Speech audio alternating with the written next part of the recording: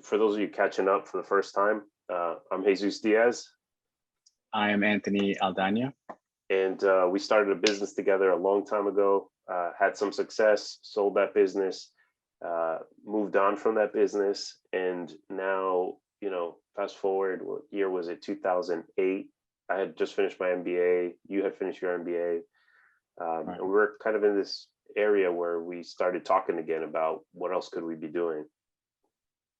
Right. So for me, after I finished my MBA, I remember I felt super confident. I felt like I could be the CEO of Procter & Gamble and IBM. I could be the CEO of anything. That's how smart I felt that I was. I went on a few interviews. Actually, I had gotten a job. I don't know if you remember, Jesus.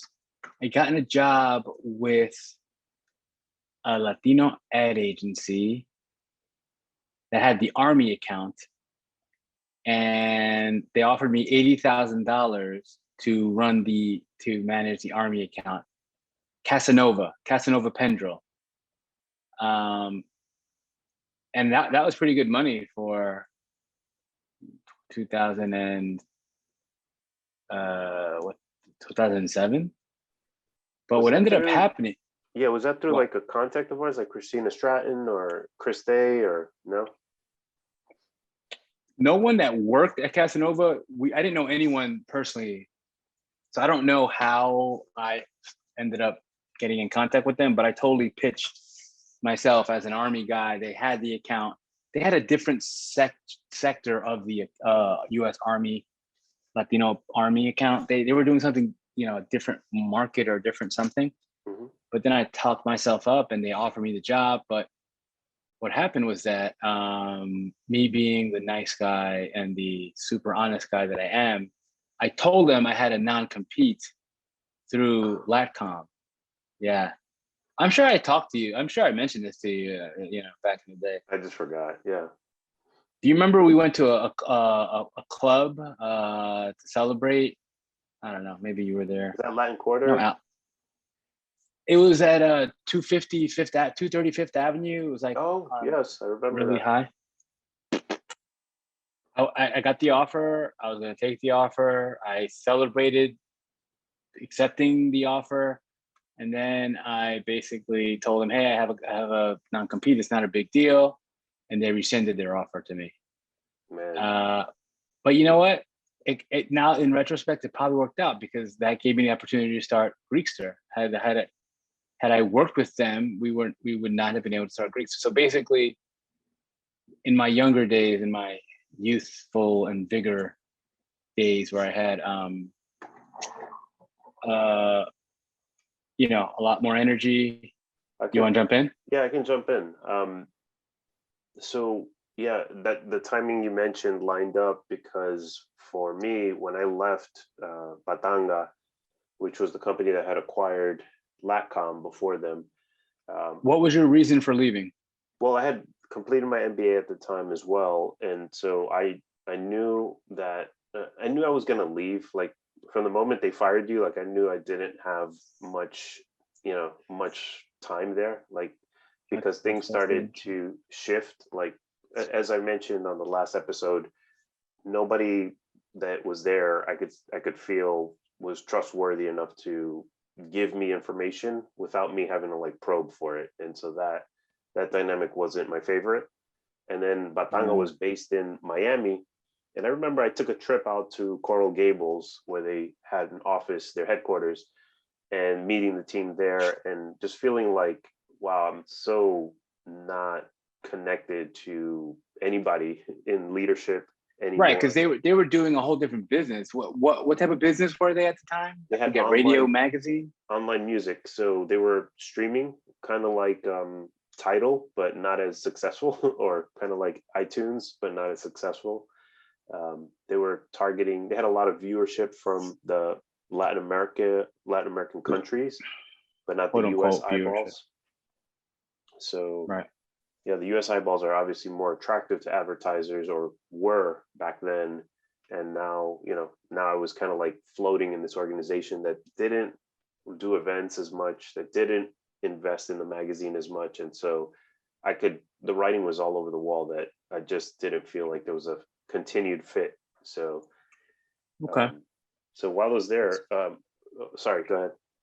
No. Go ahead. Yeah, so while I was there towards the trail end of my time, I also had a vesting schedule, and so that was also like a dynamic that you don't want to leave too early because then you don't vest all of your shares. So I You don't want to essentially leave money on the table. So why Yeah. don't you explain for anyone listening what vesting shares are and how they work, and so and help break it down. fill in the gaps if I miss anything. But basically, when your company is acquired, sometimes another company will pay money for your company, or they will pay you in what's called shares or options, Or both. Money, Or there's both. cash and options. or both, or cash and options and shares, etc., etc. So, but Tanga, what they did is they acquired our company. They didn't pay.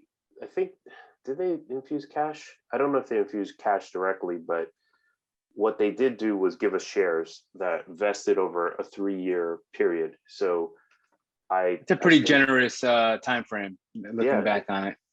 Yeah, and again, we going back to our last conversation in the last episode, Anthony, we could have probably negotiated, like, not we because we weren't at the table, but the people on our side of the table could have probably negotiated a better vesting period. Like, you get guarantee of 70% of your shares, and then you vest the last 30%. But Right. for the general audience, basically the way this works is you get acquired if you have a 3-year vesting schedule, then every year you get a third of the shares for the acquisition. So let's say like they give you 100,000 shares. So if they give you 100,000 shares, then after year 1 you keep 33,000. You earn. So if you earn leave, 33. Right. I'm sorry. Yeah, you earn 33,000, and if you decide to leave at that point, then you have no more access to the 67,000 that you didn't yet earn or vest. So it's a way of companies to keep new employees engaged and vested and feeling like it's worth working hard because I own a piece of this company. So it's a way. It's basically a carrot. They dangle a carrot up at you. Right. That's true. And so after 1 year, I basically had 2 more years of vesting that I had to stay on. But I knew, like I was just saying, I knew that the company was in a different kind of like universe now than the one that I had grew up with. So I had spent now, is it 8 years at this point, building on the events. You were 8. Wait, you were 8 years with. Not 8 years into LACOM, but 8 years into building events and magazine. And so, like, now it's 2007 and 2008 is kind of right around the corner. And I'm talking to one of our clients at the time, Richard Rugnow from Young Brands. And I start, kind of like, we had developed a relationship where I could trust him to say certain things. And so I told him, because he knew Anthony and he knew our dynamic. And so he kept telling me, he's like, look, if you guys ever do something else, because Batanga's no longer doing it, just know I got your back. I'm going to be there. I'm going to sponsor, the first event. I can't guarantee much more, but I can sponsor the first thing you do. And so that was like the incentive. That was just like, okay, start a business. We already got a client. This is fantastic. Like, we just build on that and get more clients. That was my logic. I totally remember it differently. I don't remember that part of it. I remember, for some reason, I remember me trying to talk you into doing something again together. I don't remember like the Richard part being like a significant or even like a real thing. I actually didn't even think it. I don't remember it being a real thing. Richard will confirm when we eventually have No. I'm sure he said that, but like, I know that in my mind that was like banking on like Richard. Yeah. And to your point, like, I wasn't gonna, so my wife had started her MBA at the time. And so, like, we couldn't afford to not have any money coming in, at that moment, even though we didn't have kids yet. And so you absolutely did try to sell me multiple times, even, like, to kind of start this thing. And I just didn't, like, I didn't see a real vision, not from you, but like, just if I went to zero now in terms of salary and my wife is making zero, it's like, oh boy, how are we going to scrape, So Right. but Richard Wood came along at that time as well, and like it was all happening simultaneous. So you were calling me to, let's start something because Patanga's finishing it, and then Richard was telling me, hey, if you guys start something, I might be able to help you year one, and then it just lined up. When was the college magazine killed off? Was that before you left? No, that was after. They were still going. I want to say they did another year and a half. Like, because I was thinking like that might have been a good business model to try to continue as well, like a magazine just like that. Yeah, we had the formula. The same thing. And now I know. For some reason, that did not register for me. But it could have been because Batanga they were continuing it. So as far as we knew, the events were going to stop. No, right. But we could have maybe just did a different, another one, and two college magazines out there in the world, Yeah, and you're right. You're right. It was there for the taking, and they were going to quit it pretty soon too. So we could have pulled all their resources. We could have just renamed it something better than Latino. Even though Latino U I kind of liked, but could have made it. I still remember the name that I wanted to name the first magazine when it was an insert in Urban Latino magazine. I wanted to call it Elevation Magazine. Do you remember that? I now that you say it, yes, I do remember that conversation. Why do we go with University Latino? Was it because they said?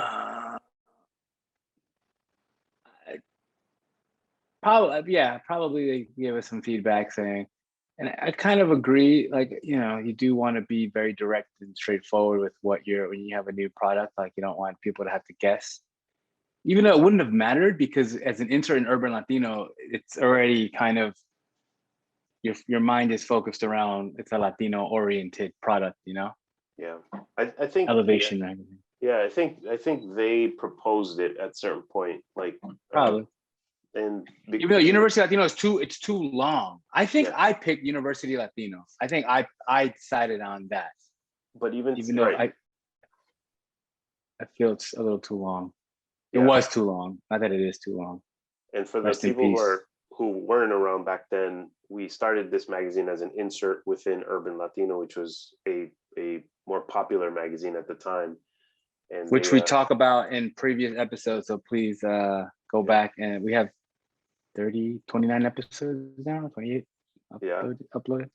And so with Urban, they helped us get off our feet. We got acquired. The magazine actually changed names. So it went from University Latino to Ay Caramba U. Ay Caramba U, after maybe, I don't know how many issues, 12, 8 to 10 issues of it, it turned into Latino U. So we decided to try to kind of like get closer to the audience. And then we got sued. I don't know if you remember this story, but I don't know if you were there, but vaguely. Because there was a U magazine that was a college magazine. Yeah. And was it MTV? No, it was an independent. It was like this independent college magazine that was out there for years before us. And they got sensitive to our name change to Latino U. Like, they didn't have a problem with Ay Caramba U, but once we became Latino U, then it was infringing there. Were they big, you think? As big as they think that they were big? I don't even think they were audited. Yeah, I don't even remember. I think we tried scouring the world for an issue, and it was very hard to find. So they sued us, so then it became Latino University, and then we launched Latino High School. Well, no. Technically, they served as a cease and desist letter, so we weren't actually sued. It's before this lawsuit. That's fair. Yes. And then we started Latino High School, which was for a younger audience, because we started to work on high schools for the agencies we were marketing with. And so for just let me jump in on some legalese. So for our audience that are listening, regarding lawsuits, what happens is you are served with papers first at your place of business. And I'm a businessman because you find me in my places of business. You are served paperwork stating you are hereby by the court of whatever county to cease and desist doing whatever you are doing that you have angered someone about legally, that you have cross the line in the sand in a legal matter towards another party, this party serves you with paperwork to a cease and desist. If you choose not to cease and desist and to move forward, then a lawsuit will be filed against you, naming you as not a plaintiff, as a what's the term? Defendant. As a defendant. Yeah. So that's how it works. Yeah, and that's like stage 2. It's like you were saying, stage 1 is like, here's a nice way to say stop doing what you're doing. And then Please stop what you're doing. Stage 2 is like, okay, you didn't stop what you're doing, so now we're gonna go to let a judge arbitrate. So yes, now we have to lawyer up. Like as a term, you better lawyer up, motherfucker. Lawyer up, homie. So so we had a lot of iterations of the magazine name, which just goes to show that you can name something one thing and change it like 5, 6 times in the process, and it could still be the same thing. But my favorite name of the magazine is Latino You, and we do have to. We will dedicate an episode to talk exclusively about the magazine at some point in the future. Yeah, for sure. But yeah, I don't see any reason why we couldn't have just replicated the distribution model. We had all the contacts. Yeah, we should have. I mean, it's like it is a full-time job. Like we would have had dedicated one person to just. It would have been and we actually had a graphic designer. We had Al there. Interesting. Yeah. Yeah, we had. You're right. We had all the pieces, and just had to sell it. All the pieces. And we could have actually just hired like a Jen Rodriguez to just run it. We'll pay you on revenues that come in. You don't even get a salary. Whatever we sell, you'll get a cut of it. And I'm sure she would have been like, okay, because she was living at home with her mom anyway. Yeah. So she's dope. All right. Yeah. So then we incorporated. I think you did all the paperwork for setting us up as a business. Probably. Right? Yes. So just to take a few steps back, I was hounding Jesus, selling him on. I know I told him this because it's kind of in my head. It's like, listen, bro, we were successful without knowing what the fuck we were doing. We didn't have any MBA. We didn't know about business. We didn't know about strategic partnerships and, low-hanging fruit and, outsourcing and, this and that. It's like, like how can we fail? Like how can we possibly fail if we were successful, not even knowing what we were doing? Now we have working knowledge of things we've done. Now we have a business knowledge, the business degree knowledge, one from Columbia and one from a lesser school. Like, how can we lose? And on top of that, I didn't even really know that Richard Rugnow from Pizza Hut was actually serious. Or else I would have pitched that too. I was like, we already got money. Like, what else is there? What else do you need? You have a client, you have 2 people, and you have, your God-given abilities. Like, how can we fail? And then the day after we incorporate, the 2008 financial crisis strikes, and Bear Stearns fucking implodes, and fucking Citibank is fucking trading at like fucking pennies on the dollar. I remember you had a shitload of Citi shares, and you were fucking looking at the window trying to see if you can jump out, if it was high enough for you to fucking jump out. Yeah. Oh man. Yeah, the movie Big Short, for anyone who hasn't seen it, like it perfectly depicts kind of that moment in time for us. And all kidding aside, like even though we launched the business in 2008, and even though the markets did take a turn, because we had an anchor client in Richard and Yum Brands, that was a good, I think it was $50K that he invested in year 1, which if you divide that by 4, which was the 4 of us taking out expenses, like there was some baseline of salary that we could actually. I think we were paying ourselves roughly like $1,100. Yeah. Every so often. Yeah. A month. Yeah, it was monthly that we were trying to just get people paid. So we, to our credit, I mean, as a team, the 4 of us, myself, my brother, let's name the team. Myself, Jesus, Robert Diaz, my brother, Anthony Aldano, and then Alan Suarez, who was a creative designer. So Anthony brought the kind of guerrilla marketing and just, kind of like common sense to business, to the organization. Alan Suarez brought the creative, brilliance to the organization, and Actual also designing.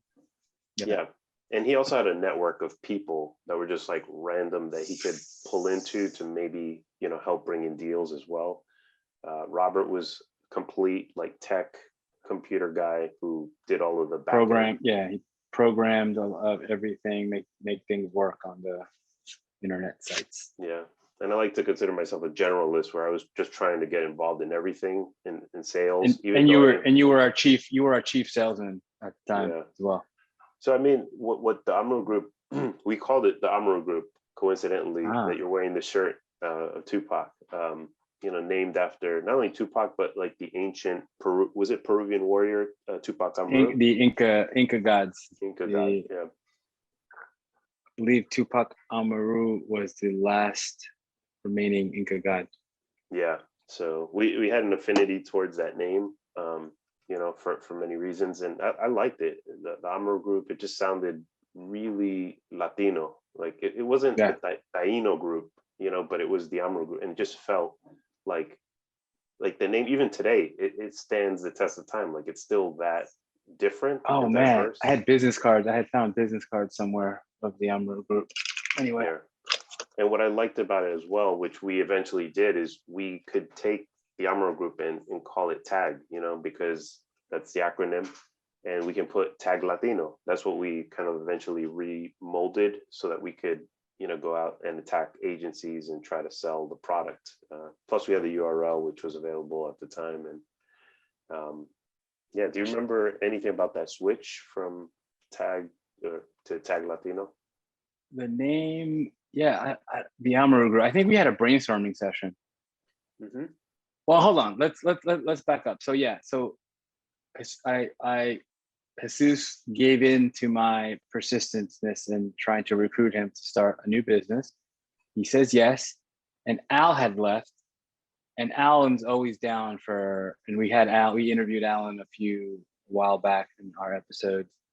And Alan's always down to he was already working anyway. So he, freelancing, doing his own stuff. So he was like, sure, I'll just keep doing my stuff with you guys. And then we convinced your brother to join us, which is great. And then we went about getting office space.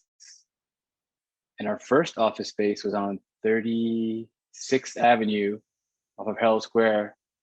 Remember that little room? It was that was 38th Street and 8th Avenue, between 7th and 8th. You talking about Tai's office? Yeah. That was our first office, no? She was on 38th? Oh, okay. Or 35th. You may be right. Yeah, I thought it was on. 35th. That was it. It was behind 34th. Anyway, it was around there. No. It was 38. It was on 38th Street. The reason I remember is there was a Starbucks. There was a Starbucks right next to it, connected. Remember on that corner? Maybe it was 36. I don't know. Remember. Anyway, we can look it up. Yeah.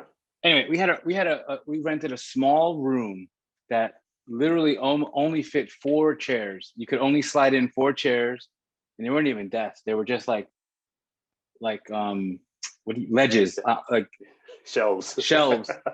But it was like a bar, like a little shelf that you can roll up your chair and use, but you basically use it as a desk, but it wasn't a desk. It was on the wall, attached to the wall, and it was both on both sides. And we weren't there for too long. It was very tight. And we even were very aggressive enough to even get interns. We thought that we could have interns in there. We thought we were ballsy enough thought we had room enough to have interns, and that was a disaster.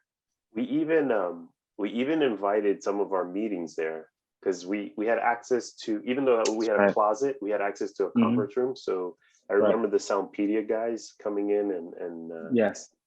And we felt so good about ourselves in our little. Well, the conference room was nice. It was decent. It was it was legit conference room. Yeah. So yeah, those were good So times. And yeah, I mean, but the space wasn't, whatever. It wasn't the best space, but we made it work. And then we ended up not really liking the lady that was subletting to us, subleasing, and then we ended up getting a different space. That's where we went to Malia Mills, right? dude, I just remembered. Oh my God. So this was our turn. So we had been so used to getting lawsuits come our way from different organizations and people. Then that was our turn, because what happened at this space is when we decided we were moving out, we had left a security deposit that the landlord, and I can't name names because she'll probably take us to court again if she sees Right. this. But she No. decided. We took her to court. Then she didn't take us to court. No, I'm sorry. I said it wrong. Right. She was holding our security deposit. So we, in order to get it back, and I remember you did most of the work on this as well. Like, you showed up, and I think you showed up twice or three times that it was kind of Yeah. rescheduled. Yeah. And then and because she didn't show, then they froze her accounts, or they seized her Yes. money. Yes. They froze all her shit. That was the best. Just picturing her face when she couldn't access her money because the Amaru Group boys. Sorry. It was a long process. Yeah, that whole taking her to court, filing paperwork to get, and I don't even know how. Like, did she write us a check and tell me to pick it up? Like, how did we get the money? I know we got it. I just don't remember how it came. Yes, I don't remember. But that was yeah, man. We were fighting for what? It was like $3,500. No, that's not. Yeah, that's a lot of money for us. 3,500. No, I think it was 8. I want to say 1,800. Oh, okay. Maybe it was 35. It was some trivial. And sorry, it wasn't trivial. No. Let me. Sorry. When I say trivial and when I say small, I'm talking about in now money. But like for us then, who were scraping for every kind of nickel, like that was important, really important to us. I think that's important now. 1,200, 3,500, even today. That shit, man. For a douchebag lady. It is. Hold on, but like it's almost like time value of money. Like, think about the amount of time you invested, in chasing this down. But in a way, I paid for one person's month's salary. Yeah, and dude, I appreciate it, and I'm glad we did it, because you have to stand up, and like you can't let. She was a thief. She was terrible.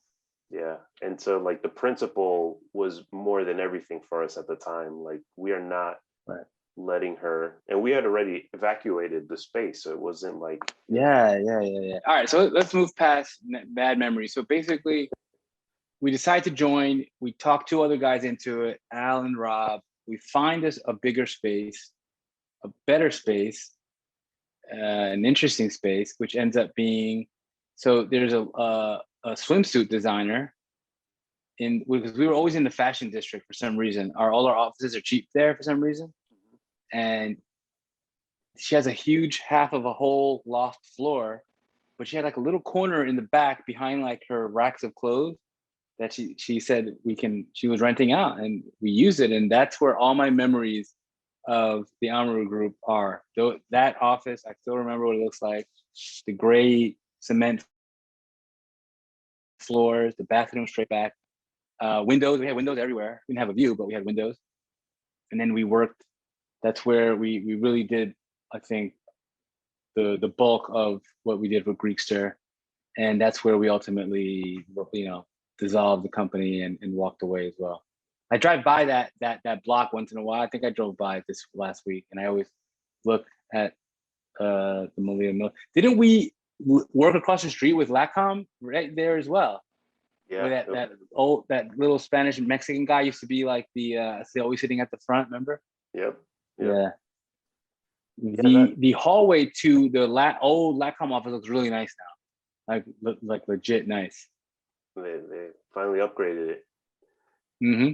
So I remember the Malia Mills team. Like, it was cool. It was so cool. Like, I remember the first time we saw the space, and like I didn't have enough imagination to think about what it could feel and be. But you and Al, to your credits, when you saw it, you were like, yeah, this space is going to be perfect. We're going to line it up. We're going to put the desk like this. But you guys had the vision for what it could be, and then once we were set up, it's like it was very cool. It was just like, oh, this is, and then the Malia Mills team, who props to this day, man. Like if I ever reached out to them, I know they would respond. Like they're just so cool like that. Like and I'm not saying they would kind of bend over backwards, but they wouldn't. They were nice people. Like they were genuine people, and they were like great landlords, landladies. Like they never. Ladies. There was a time where things got really tight for us financially, and we had to have a conversation with them. I had this conversation by the elevator area with Malia Mills herself, like the owner of a fashion conglomerate. Like this isn't like a small person. This is like a big deal. And I told her, I was like, look, we are struggling. I don't know that these next 4 months are going to be good for us, and hopeful there's some flexibility with the rent. I don't remember if they cut it in half for those last 4 months or what, but or if they let us write out our security deposit and just kind of like went from there. Right. But they were really exceptionally good people about that. I remember you having a conversation with her about like money, and I don't know why we decided that you were the best person to speak with her. I'm the politician, like